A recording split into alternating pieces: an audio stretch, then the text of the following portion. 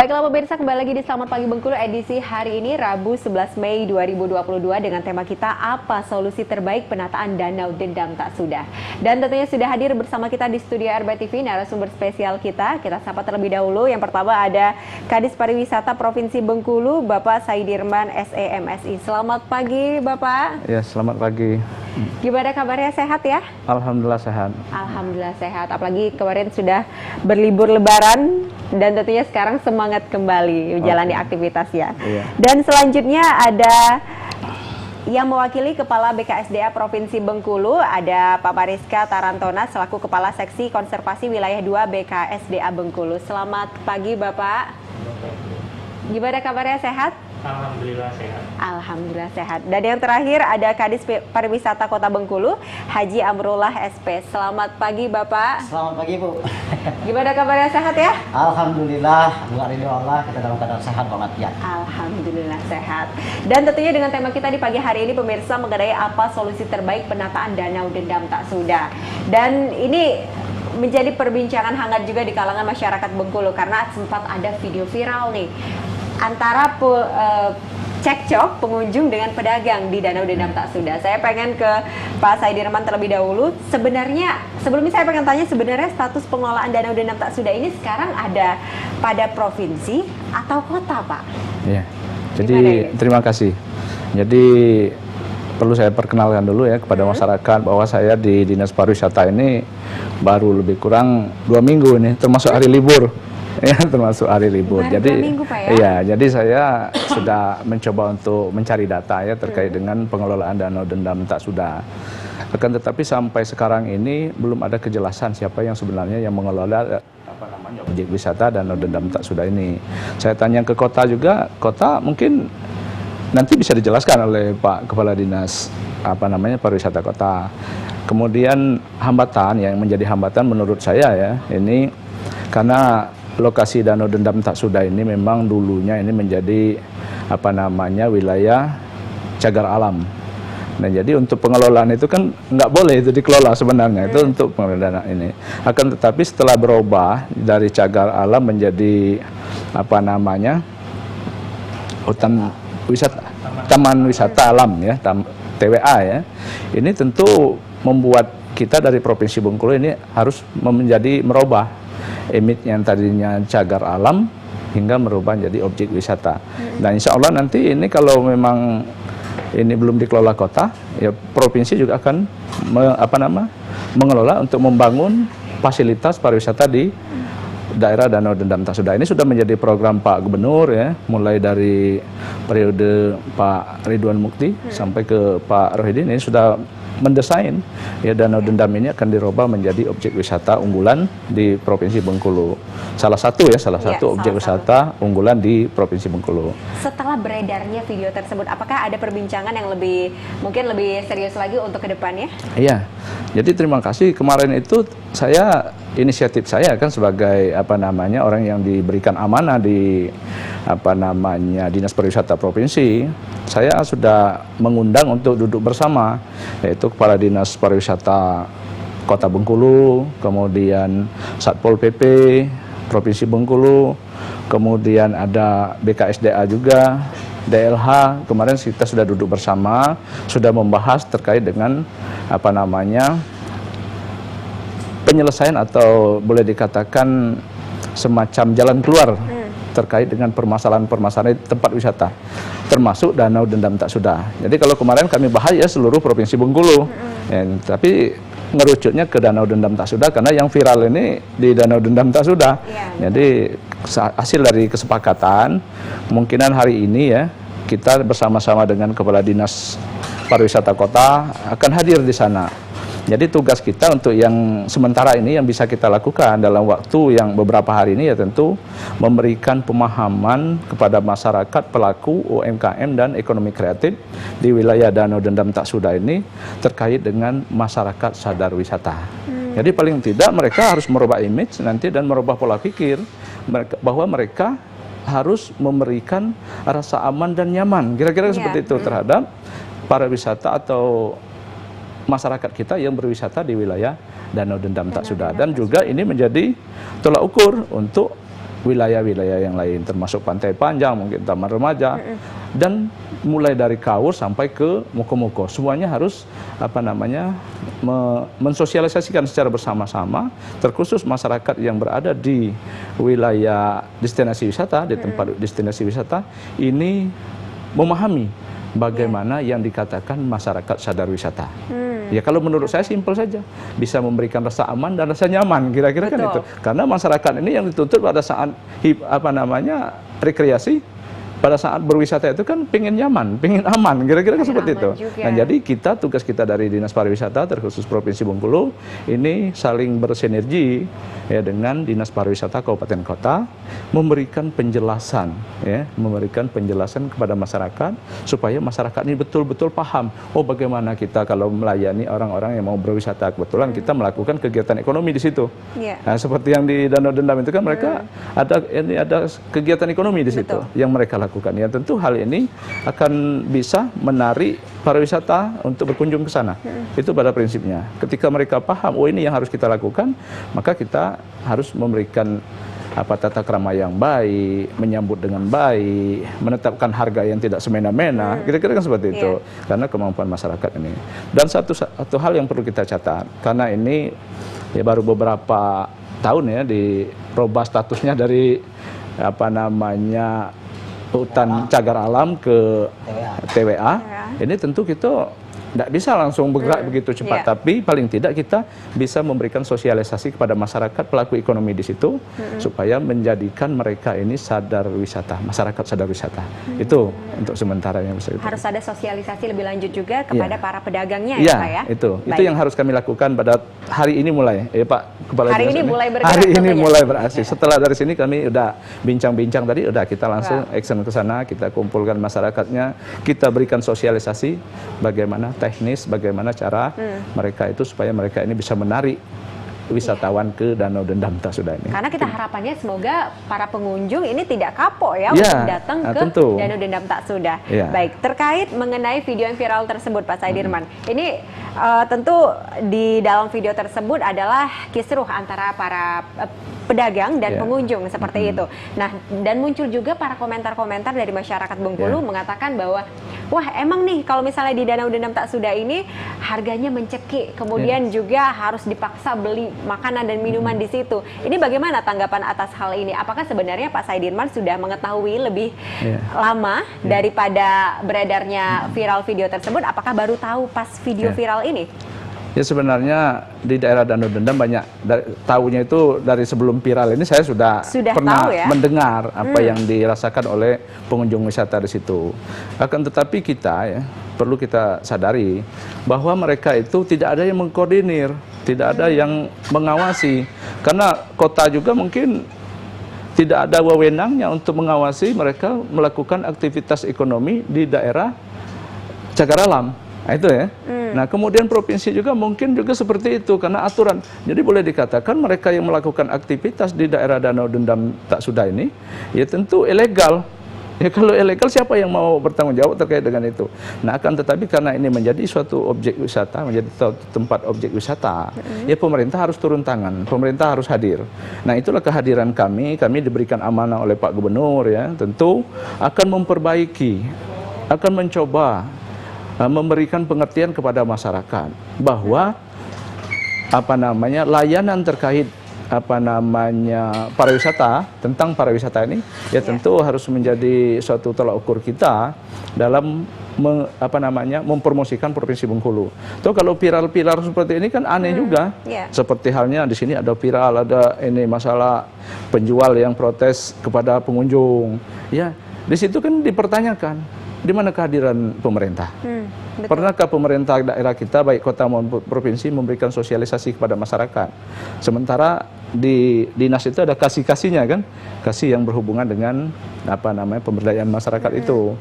Nah, kalau sudah dilakukan, berarti kita sudah hadir. Nah, sekarang ini kita boleh bertanya ini, di mana kehadiran kita? Itu terkait dengan pemahaman terkait masyarakat sadar wisata.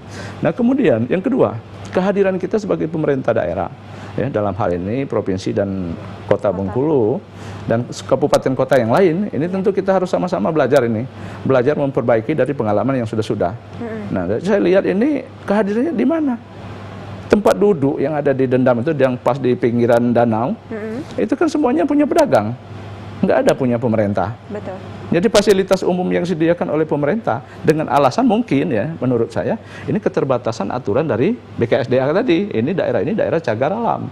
Nah itu makanya nggak berani bangun, kira-kira seperti itu. Iya. Tapi kalau sudah menjadi TWA, ya tentu kita harus gerak cepat. Apa yang kita lakukan kemarin saya sampaikan dengan Pak Kepala Dinas Pariwisata Kota. Ya udah kita sama-sama aja di sana, kita hadir di sana, dalam artian hadir sama-sama mensosialisasikan, sama-sama menyediakan infrastruktur dari pemerintah. Mana umpamanya kota hanya bisa menyediakan tempat duduk di pinggir danau, kira-kira seperti itu.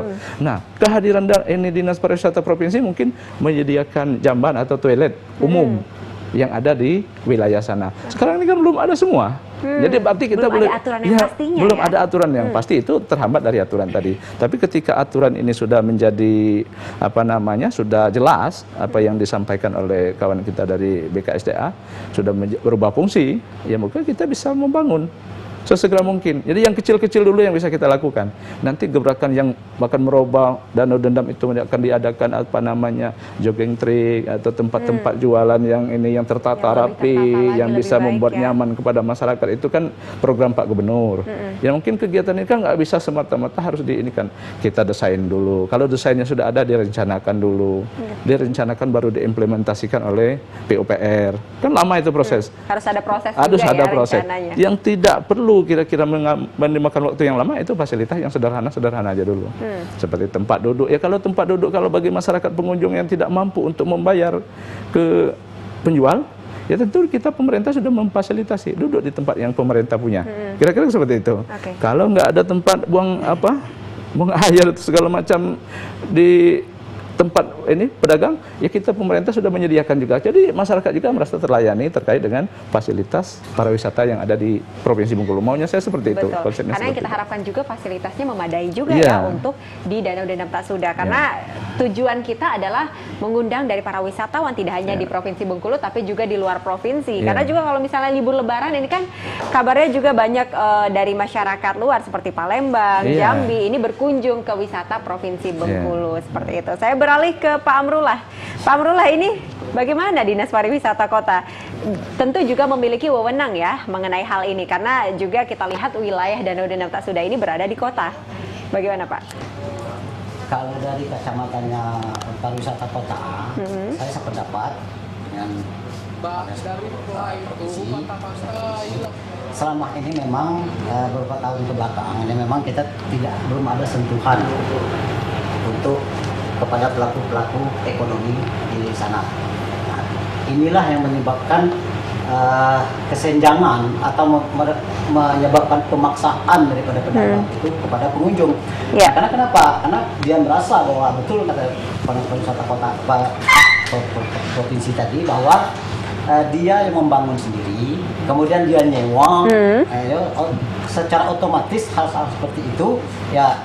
Apalagi dalam keadaan sekarang ini kan COVID sudah longgar, pengunjung membludak. Nah, betul. Sudah hampir 2 tahun ini tempat-tempat wisata yang ada bukan hanya di Kota Bengkulu, begitu tempat lain juga. Ini kan sudah tertutup, tapi kebetulan ada kelonggaran tahun ini. Nah, jadi sehingga itulah yang menyebabkan pengunjung banyak. Nah, kemudian fasilitasnya kurang, sehingga itulah berlakunya hukum pasar. Gitu kan. Hukum pasar ya terjadi itulah. Tapi kami dari pemerintah, di samping kita ke depan pemerintah juga harus introspeksi diri. Nah, waktu kejadian viralnya permasalahan yang ada di Dendam Tak Suda itu, nah Pak Wali Kota langsung terjun ke lapangan bersama saya kemarin itu, langsung menanyakan keluhan-keluhan apa yang perlu diperhatikan di sana. Nah, salah satunya ada kesepakatan dengan kami bahwa mereka itu akan bersedia menurut dengan aturan-aturan apa yang kita akan perbuatkan langkah-langkah yang ke depan.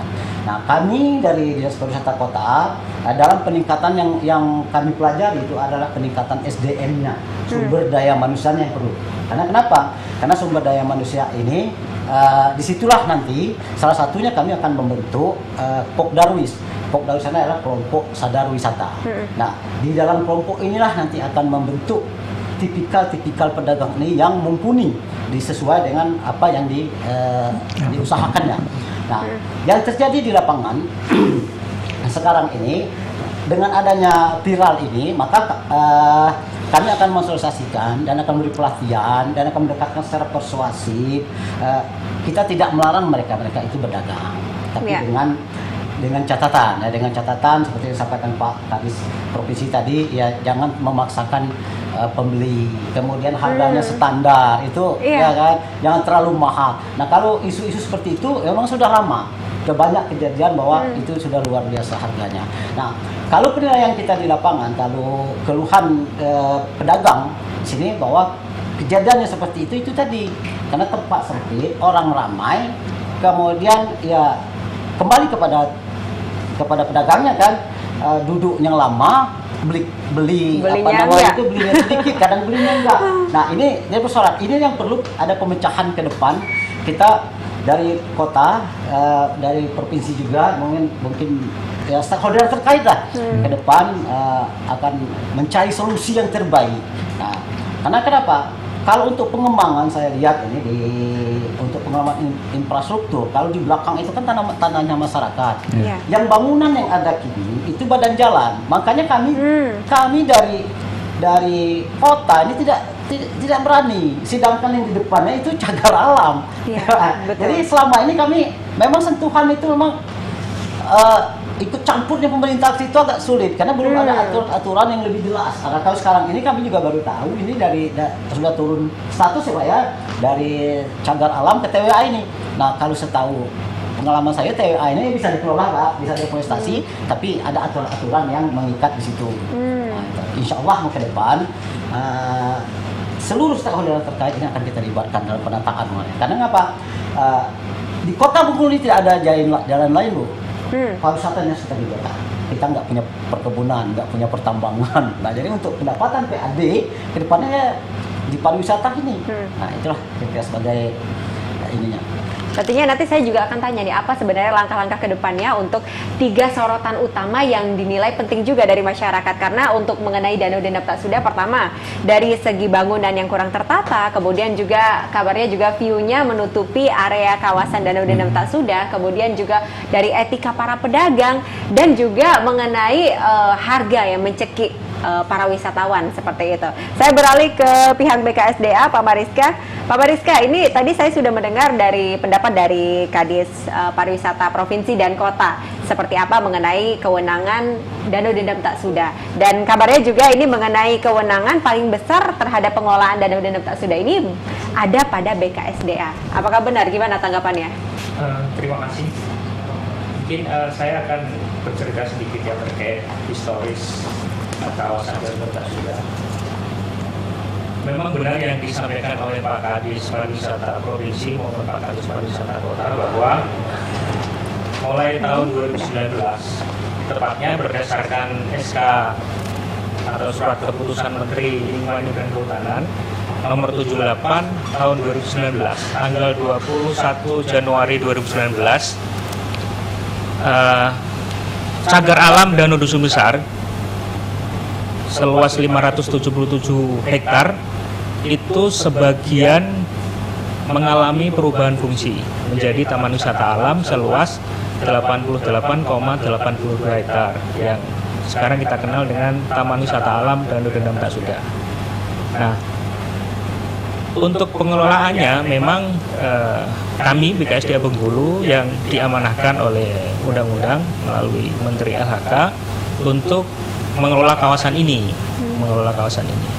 Jadi walaupun statusnya itu turun menjadi taman wisata alam, tetapi status kawasannya adalah tetap kawasan konservasi, di mana selain sekarang sudah bisa digunakan atau dimanfaatkan untuk kegiatan wisata alam, namun kaidah-kaidah konservasi juga mutlak harus tetap menjadi acuan dan dipatuhi.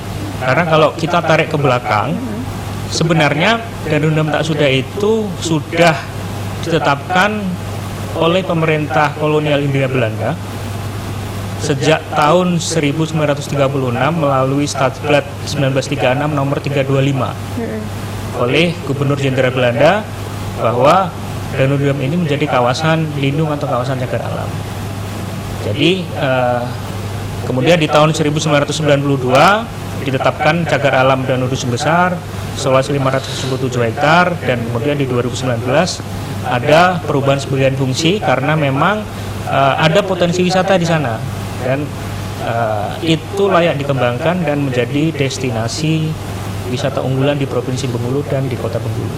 Maka sejak 2019 itulah Taman Wisata Alam Danau Dendam Tak Suda sudah bisa dimanfaatkan untuk kegiatan wisata alam. Namun pengelolaannya untuk kawasan TWA Danau Dendam Tak Suda itu sendiri tetap berada di bawah pengelolaan BKSDA Bengkulu. Oke, walaupun statusnya sudah menjadi TWA ya, tempat wisata alam di Bengkulu. Nah, apakah ada aturan-aturan khusus mengenai hal itu? Ada batasan-batasan barangkali? Benar, karena statusnya masih sebagai kawasan konservasi atau kawasan perlindungan dengan fungsi taman wisata alam, tentunya ketika kita masuk di sana harus mematuhi kaidah-kaidah aturan sebagaimana yang ada di dalam peraturan perundang-undangan yang berlaku. Kalau memang di sana sudah ada karcis pungutan penerimaan negara bukan pajak atau PNBP, pengunjung bisa membayarkan itu.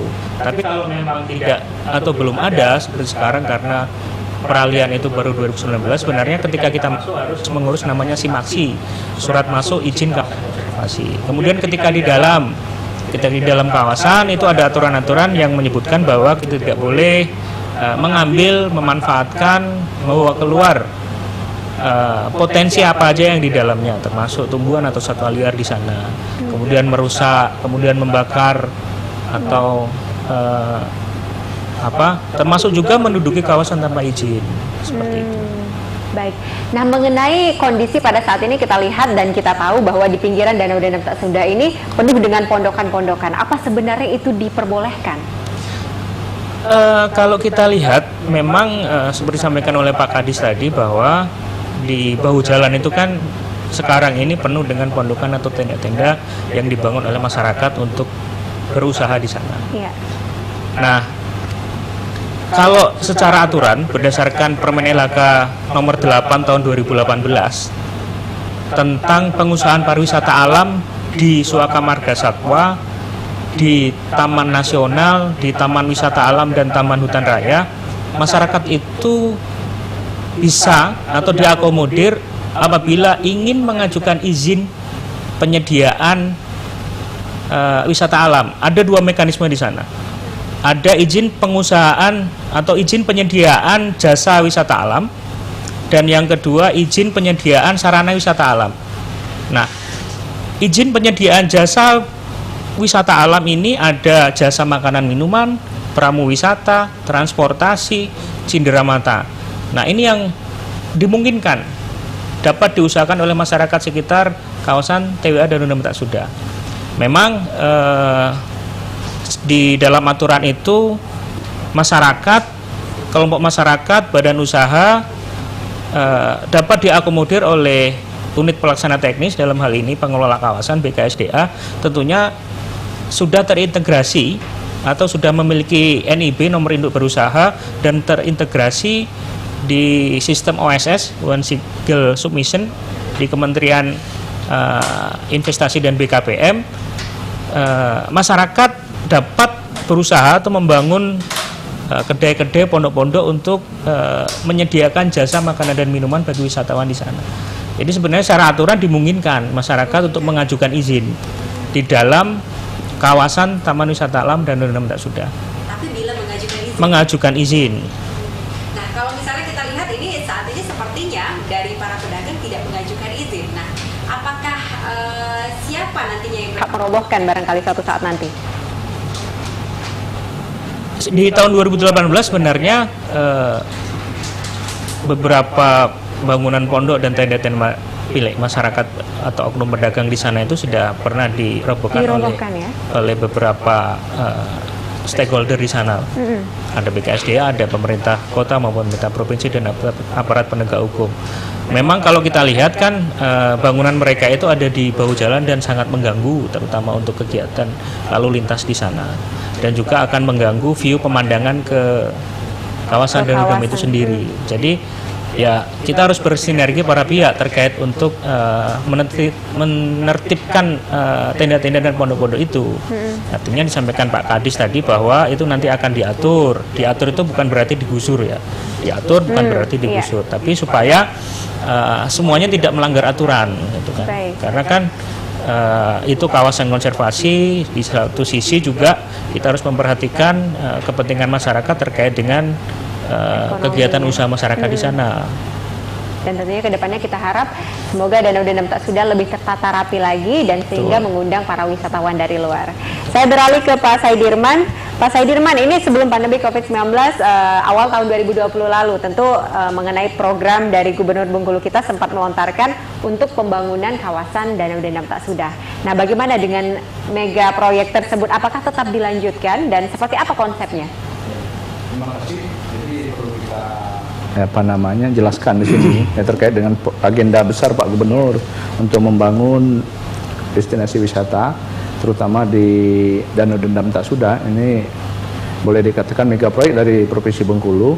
Ya tentu hal ini terhambatnya karena pertama apa yang disampaikan tadi, yaitu adanya musibah bagi kita yang terkait dengan COVID-19, kehadiran COVID-19. Jadi semua anggaran mungkin sudah kita ketahui bersama, adanya semacam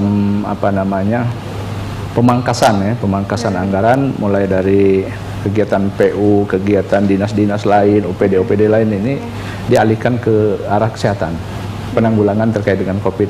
Jadi secara otomatis ya Pak Gubernur mungkin sebagai pemerintah daerah Provinsi Bengkulu juga ini tidak bisa melakukan apa-apa terkait dengan pembangunan yang tidak menjadi skala prioritas. Dulu menjadi skala prioritas pada waktu daerah kita aman-aman saja.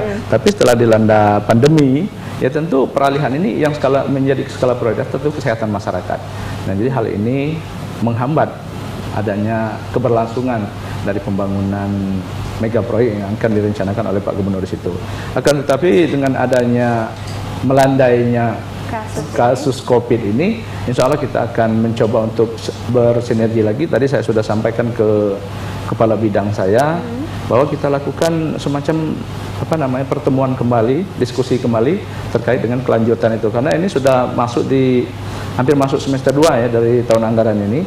Ya tentu persiapan untuk perencanaan ini tentu harus kita lakukan. Paling tidak walaupun ini bukan menjadi tupoksi kita untuk melakukan pembangunan sarana dan prasarana di tempat destinasi wisata, ya tentu kita mengingatkan stakeholder yang akan berperan di situ, seperti PUPR yang perlu kita tanyakan programnya, karena perlu kita ketahui bersama ya, memang rumah besarnya itu Dinas Pariwisata.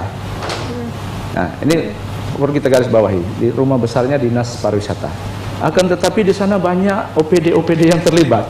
Nah, OPD yang terlibat, yang hadir di sana untuk mensukseskan pariwisata ini. Ya tentu ada PUPR yang menyediakan sarana prasarana. Ada BKSDA kira-kira yang memberikan ruang izin, untuk ini dari hutan lindung, cagar alam menjadi taman wisata alam. Nah, jadi hal ini membuka ruang gerak pemerintah untuk membangun di situ, dibolehkan. Nah, kemudian ada lagi dibilang tadi masalah bahu jalan yang dipakai tempat berjualan. Di sana harus hadir yang namanya ini perhubungan. Ya kita bersama-sama, bagi perhubungan juga ambil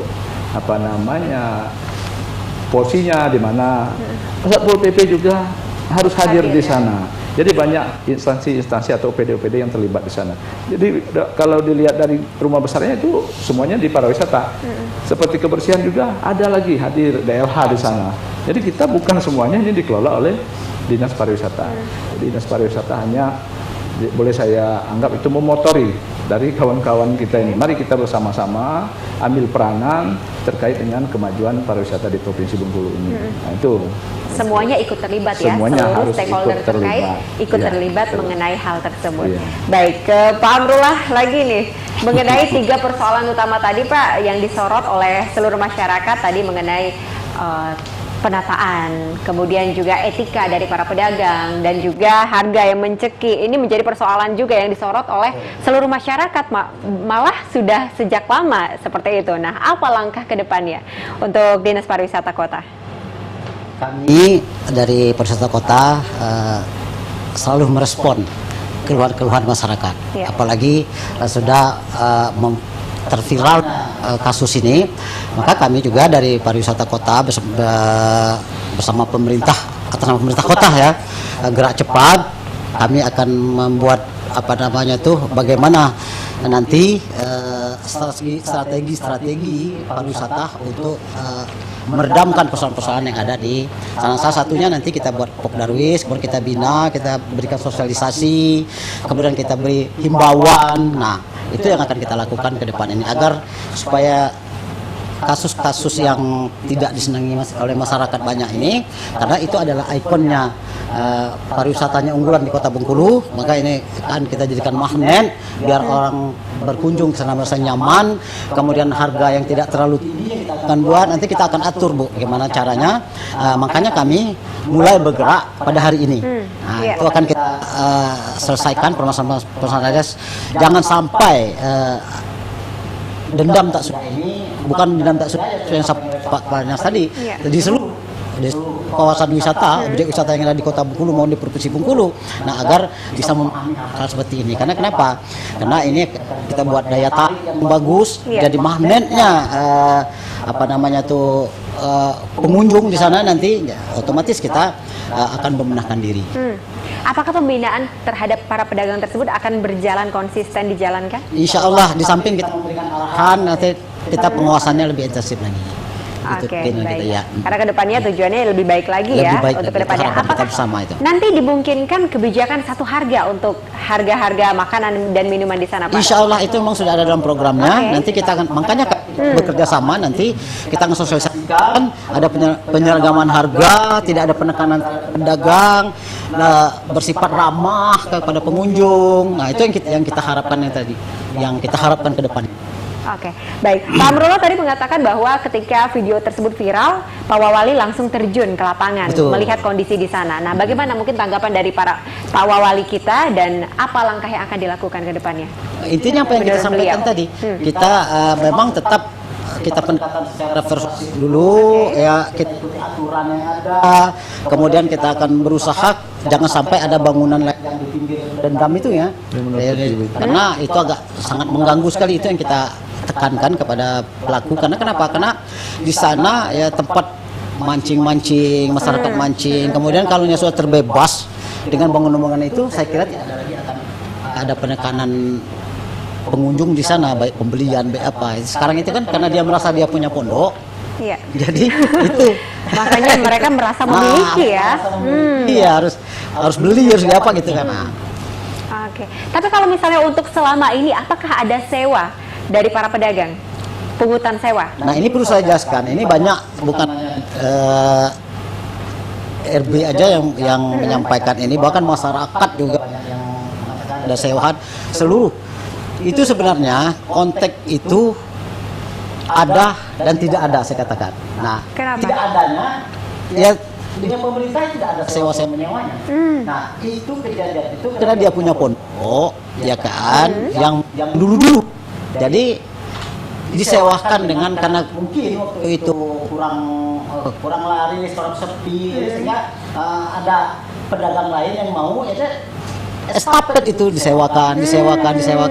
Baik. Nah, kalau kita dari pemerintah nggak ada dasarnya untuk mengambil sewa-sewa. Sama sekali tidak ada? Tidak ada pernah. Baik, berarti ini boleh dijelaskan juga untuk seluruh pemirsa RB TV dan boleh diyakinkan juga nih bahwa untuk kawasan di Danau Dendam Tak Sudah ini adalah turun-temurun ya? Turun-temurun, yang Sewanya punya turun-temurun dan bukan Iya. dari pungutan dari pemerintah kita, provinsi Iya, ataupun betul. kota, Iya. seperti Iya. itu. Baik, saya beralih ke Pak Mariska. Pak Mariska, ini tadi kita sudah mendengar beberapa dari Kadis Pariwisata Kota dan Provinsi menjelaskan mengenai Danau Dendam Tak Sudah. Tentu kita turut ikut serta harus, dan seluruh stakeholder terkait juga harus ikut serta dalam penanganan danau wisata tersebut. Nah, bagaimana untuk koordinasi dengan pihak BKSDA? Apakah koordinasi berjalan dengan baik? Baik, terima kasih. Sampai saat ini alhamdulillah koordinasi berjalan sangat baik ya, antara BKSDA dengan pemerintah Provinsi Bengkulu maupun pemerintah Kota Bengkulu. Pasca perubahan sebagian fungsi Cagar Alam Danau Dusun Besar menjadi TWA tahun 2019, itu Pak Gubernur dengan Kepala BKSDA langsung menindaklanjuti dengan perjanjian kerjasama yang ditandatangani bulan Desember 2019 tentang penguatan fungsi pembangunan atau peningkatan wisata alam di TWA Danau Dendam Tak Sudah. Di sana tercantum bahwa atau tersurat pemerintah provinsi akan membangun sarana prasarana peningkatan wisata di Danau Dendam Tak Sudah. Ada dibangun jogging track, kemudian ada pemindahan jalur jalan, pembangunan parkir, tempat bermain dan lain sebagainya. Nah, memang disampaikan oleh Pak Kadis tadi, kejadian itu rencana itu tertunda karena pandemi COVID-19. Namun bukan berarti itu batal. Itu di carry over ke tahun-tahun berikutnya untuk tetap dibangun, dan itu menjadi mega proyek Pak Gubernur seperti disampaikan oleh Pak Kadis tadi. Nah, kita tunggu sama-sama terkait realisasi rencana yang akan dilakukan oleh pemerintah Provinsi Bengkulu.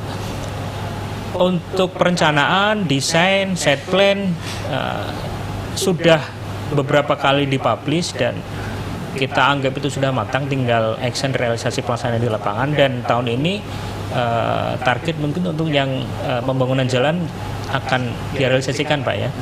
Jadi terkait untuk pembangunan sarana prasarana yang akan dilakukan oleh Pemprov Bengkulu di TWA Danau Dendam Tak Sudah, memang selama ini sudah kita berkoordinasi dengan baik, termasuk dengan pemerintah kota juga, dengan Pak Lurah, Pak Camat yang di Singgaran Pati, Pak Lurah Dusun Besar. Kita juga berkoordinasi dengan baik, termasuk dengan ada kelompok masyarakat komunitas di sekitar Danau Dendam juga kita berkomunikasi dengan baik.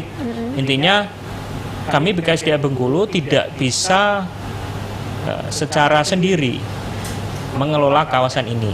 Jadi perlu ada bantuan dari para pihak, dari OPD teknis terkait, termasuk juga masyarakat dan beberapa komunitas untuk mewujudkan Danau Dendam Tak Sudah ini kawasannya lestari, bermanfaat untuk masyarakat, dan juga menjadi destinasi unggulan di Provinsi Bengkulu. Oke, dan tentunya harapannya support ke depannya juga dibutuhkan ya untuk seluruh pihak-pihak terkait mengenai hal ini. Nah, terkait mengenai 3 persoalan utama tadi, mengenai Danau Dendam tersebut, apa tanggapan dan saran yang akan disampaikan? Kami BKSDA Bengkulu yang diamanai oleh pemerintah, dalam ini Menteri LHK, untuk mengelola kawasan, memang fokus kami lebih banyak ke dalam pengelolaan kawasan itu sendiri ya. Artinya kita secara rutin, karena kita ada petugas yang di tingkat tapak di lapangan, itu ada 4 orang di sana. Kami menjaga terkait dengan kegiatan perlindungan, pengamanan kawasan dari ancaman kebakaran. Karena kalau kita ingat 2012-2019 Danau Dendam itu sempat terjadi kebakaran yang luar biasa. Nah, hal-hal tersebut kan akan mempengaruhi Danau Dendam sebagai destinasi wisata. Nah, itu yang akan kita coba cegah dengan adanya penempatan personel di sana. Nah, kemudian terkait 3 hal tadi, ya memang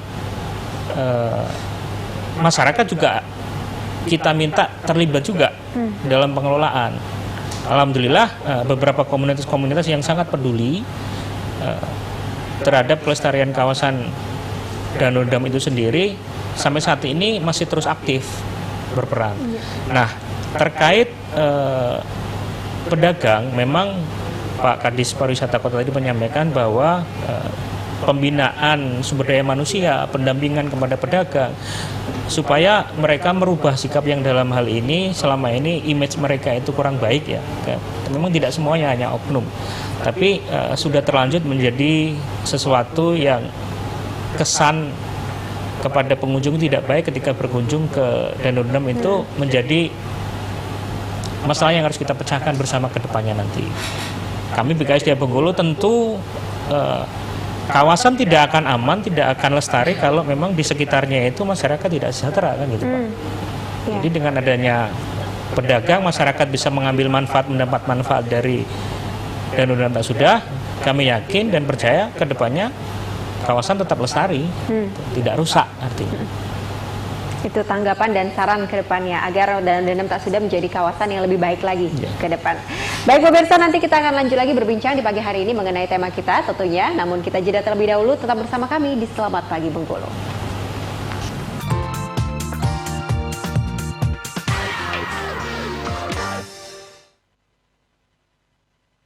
Kembali lagi di Selamat Pagi Bengkulu edisi hari ini 11 Mei 2022 dengan tema kita apa solusi terbaik penataan Danau Dendam Tak Sudah.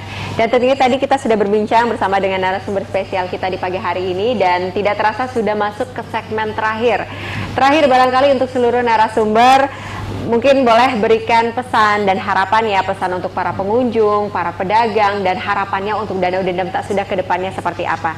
Barangkali dari Pak Mariska, silakan. Ya.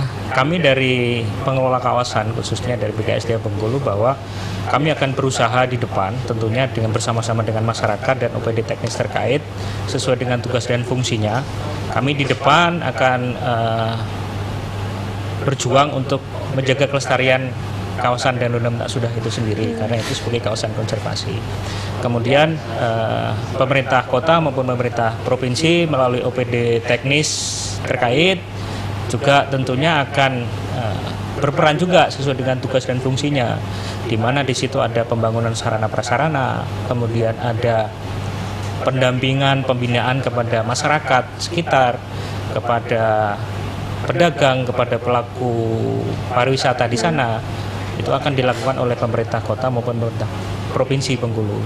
Kemudian juga kepada pengunjung dan masyarakat secara umum, kita berharap juga kita sama-sama memberikan edukasi dan meminta kesadaran mereka bahwa kawasan wisata Danau Dendam Tak Sudah itu milik kita bersama.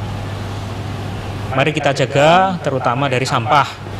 Karena kalau masyarakat, pengunjung sembarangan membuang sampah itu kan akibatnya panjang, terjadi pendangkalan, sedimentasi, sehingga terjadi kerusakan yang merugikan kita semua. Kemudian juga kegiatan-kegiatan atau aktivitas dari pengunjung yang mengarah ke vandalisme, pengerusakan itu juga sama-sama kita cegah jangan sampai terjadi. Memang edukasi itu menjadi tanggung jawab kita semua. Kami BKSDA, pemerintah kota, masyarakat pada umumnya juga sama-sama mengingatkan supaya tujuan Danau Dendam Tak Sudah menjadi destinasi wisata unggulan di Provinsi Bengkulu dan memberikan manfaat bagi masyarakat secara umum bisa terwujud. Itu pesan dan harapan ke depan ya. Baik, silakan Pak Amrullah. Singkat aja pesannya, insya Allah kita sampaikan kepada seluruh warga Kota Bengkulu maupun sekitarnya, bahkan seluruh provinsi termasuk Provinsi Bengkulu, ke depan insya Allah ada kenyamanan bagi pengunjung dan akan bisa memberikan pelayanan yang prima terhadap pengunjung yang datang ke tempat destinasi wisata yang ada di kota. Amin, itu pesannya ya. Iya. Silakan terakhir Pak Saidirman. Iya, terima kasih. Ya tentu kami dari Dinas Pariwisata Provinsi Bengkulu yang merupakan perpanjangan tangan dari Pak Gubernur Provinsi Bengkulu, ya mengharapkan, berpesan kepada masyarakat di Provinsi Bengkulu supaya segera merubah pola pikir ya, terkait dengan masyarakat sadar wisata. Nah, hal ini tentu tidak bisa kita lakukan dengan sendiri dari Dinas Pariwisata Provinsi. Tentu harapan kami juga kepada stakeholder yang terkait dalam hal ini BKSD, Dinas Pariwisata Kabupaten Kota, kemudian Satpol PP, dan pelaku-pelaku ekonomi kreatif dan UMKM yang ada di destinasi wisata, terkhusus di Danau Dendam Tak Sudah yang menjadi viral ini, ya tentu kita harus bersinergi dalam artian memberikan semacam sosialisasi, ya, merubah pola pikir mereka dalam melakukan aktivitas di daerah wisata, sehingga bisa terwujud cita-cita Pak Gubernur terkait dengan mengenalkan Provinsi Bengkulu.